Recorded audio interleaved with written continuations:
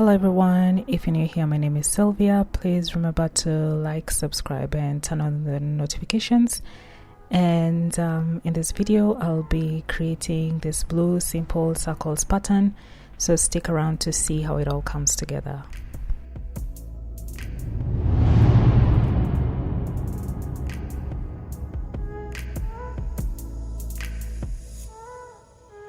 So for this pattern I keep it simple by creating a blue background and using the circles shape tool, and I just spread this along on the blue background using different shades of blue and different sizes of the circles, and spread them out randomly by eyeballing and just checking out how they lay on each other by using different layers with every different size. So let me know how you like the outcome. Remember to like, subscribe, and continue the rest of the video and enjoy.